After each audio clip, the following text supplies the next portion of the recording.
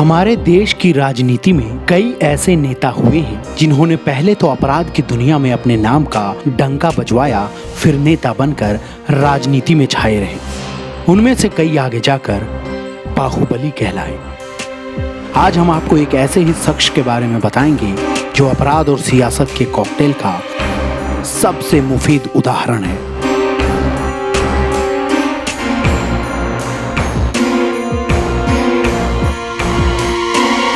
साल 1962, जगह संगम नगरी प्रयागराज, जो तब इलाहाबाद हुआ करता था।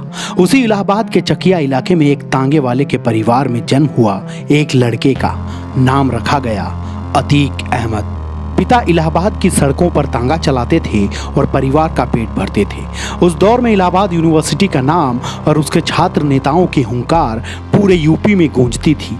80 के दशक में इलाहाबाद बदल रहा था, या यूं कहें कि नया रंग रूप, आकार और सियासी आवरण अख्तियार कर रहा था। नए कॉलेज बन रहे थे, नए नए उद्योग स्थापित हो रहे थे, बड़े बड़े सरकारी ठेके बढ़ रहे थे। इलाहाबाद के छात्र नेता और शहर के दबंग लोगों में दौलतमंद बनने की चाहत बुलंद हो रही थी। अतीक के सिर पर जल्दी अमीर बनने का जुनून सवार था। 10वीं क्लास में फेल होने के बाद उसने पढ़ाई छोड़ दी और गुंडागर्दी में लग गया। उसका मकसद था इलाके के सबसे बड़े माफिया चांद बाबा को हराना। वो चांद बाबा जिसका उस समय तक इलाहाबाद में एक छत्र राज हुआ करता था। 17 साल की उम्र में इस पर हत्या का आरोप लगा और धीरे धीरे वो इस दलदल में धंसता चला गया।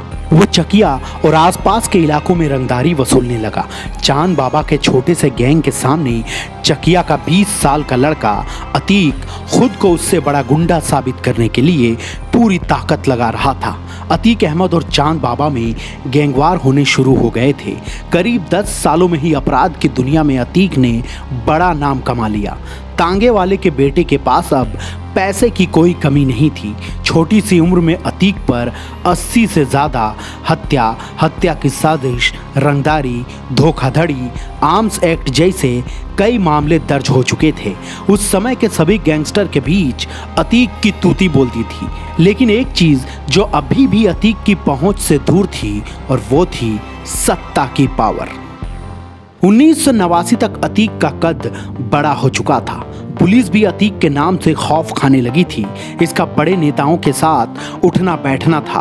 अब उसे ये समझ आने लगा कि पैसे के अलावा अगर पावर भी चाहिए तो सियासत में आना होगा। साल 1989 में अतीक अहमद ने निर्दलीय उम्मीदवार के रूप में इलाहाबाद से पहला चुनाव लड़ा और दूसरी तरफ चांद बाबा भी चुनावी संग्राम में थे, लेकिन जीत मिली अतीक अहमद को। 1989 में चुनाव जीतने के कुछ महीनों बाद चांद बाबा की हत्या कर दी गई। अतीक अहमद ने एक एक करके चांद बाबा का पूरा गैंग खत्म कर दिया। उसकी हत्या के बाद अतीक का खौफ इस कदर फैला कि लोग इलाहाबाद पश्चिमी सीट से विधायक का टिकट लेने की हिम्मत नहीं कर पाते थे। इसी वजह से 1991 और 1993 में वो लगातार निर्दलीय चुनाव जीता। इसी बीच समाजवादी पार्टी से उसकी नज़दीकियां बढ़ गईं। 1996 में समाजवादी पार्टी ने उसे टिकट दिया और वो चौथी बार विधायक बना। 1999 में उसने अपना दल का हाथ थामा। 2004 में बाहुबली अतीक ने यूपी को हिला देने वाली घटना को अंजाम दिया। 2004 में उसने एक बार फिर समाजवादी पार्टी का दामन थामा और फूलपुर से सांसद चुनाव जीत गया, जहां से कभी जवाहरलाल नेहरू सांसद हुआ करते थे। उसके सांसद बनने के बाद इलाहाबाद पश्चिमी सीट खाली हुई तो उसने अपने भाई खालिद अजीम उर्फ अशरफ को चुनाव मैदान में उतारा, लेकिन वो 4000 वोटों से बीएसपी के राजू पाल से हार गया। राजू पाल जो कभी बाहुबली अतीक अहमद का दाहिना हाथ हुआ करता था। उस समय राजू पर 25 मुकदमे दर्ज थे। राजू पाल के हाथों अपने भाई की हार अतीक को बर्दाश्त नहीं हुई। अक्टूबर 2004 में राजू पाल विधायक बन गया, लेकिन अतीक उसकी जान का सबसे बड़ा दुश्मन बन गया, क्योंकि उसने उसके बाहुबल को सबसे बड़ी चुनौती दी थी। विधायक बनने के 1 महीने बाद प्रयागराज में राजू पाल के दफ्तर के पास बमबाजी और फायरिंग हुई, लेकिन वो बच गया। लेकिन 25 जनवरी 2005 को राजू पाल के काफिले पर हमला हुआ और अस्पताल जाते वक्त उसने रास्ते में ही दम तोड़ दिया। 2007 में उत्तर प्रदेश में मायावती की सरकार बनने के बाद अतीक अहमद के बुरे दिन शुरू हो गए। बीएसपी की सरकार में वो अलग अलग जेलों में बंद रहे, लेकिन एक बार फिर वक्त बदला और 2014 में जब अखिलेश की सरकार आई तो अतीक अहमद को जमानत मिल गई। इसी साल अतीक अहमद ने श्रीवस्ती से चुनाव लड़ा, लेकिन जीत नसीब नहीं हुई। इसके बाद 2017 में योगी आदित्यनाथ की सरकार आने के बाद धीरे धीरे उस पर चौतरफा कार्रवाई हुई।